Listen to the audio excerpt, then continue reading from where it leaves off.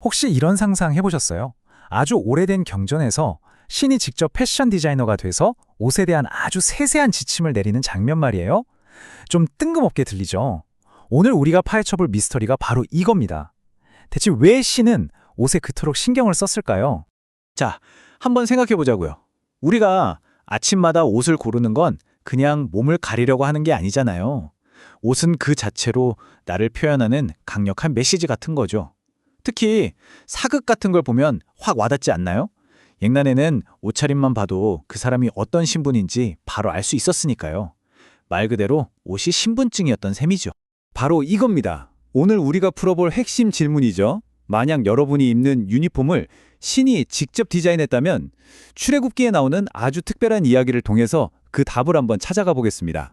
출애굽기 28장을 보면요. 정말 깜짝 놀랄 만한 내용이 나와요.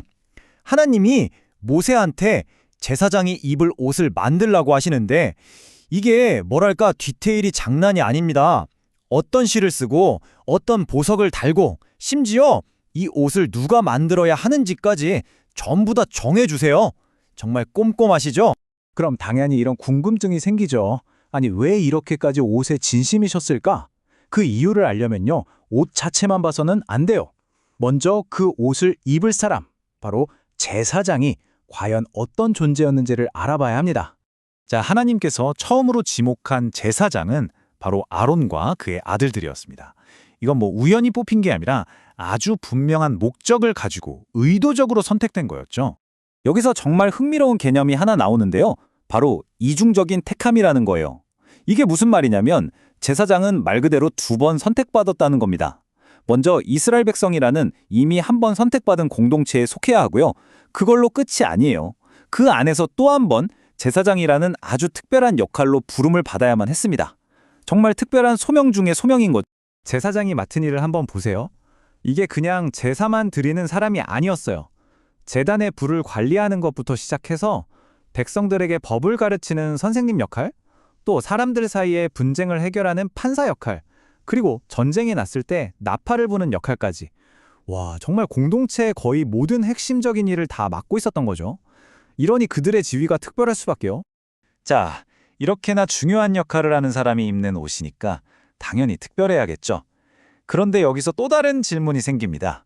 이토록 의미 있는 옷을 과연 누가 만들 자격이 있을까요? 이 질문이 우리를 다음 이야기, 바로 장인들의 세계로 이끌어줍니다. 하나님은 이 거룩한 옷을 만들 사람을 어떤 기준으로 선택하셨을까요? 우리가 생각하는 세상의 기준과 하나님의 기준이 어떻게 달랐는지 한번 들여다보시죠. 이 표를 보면 정말 많은 생각이 들게 합니다. 보통 세상에서는 어떤 일을 맡길 때 뭘 보나요?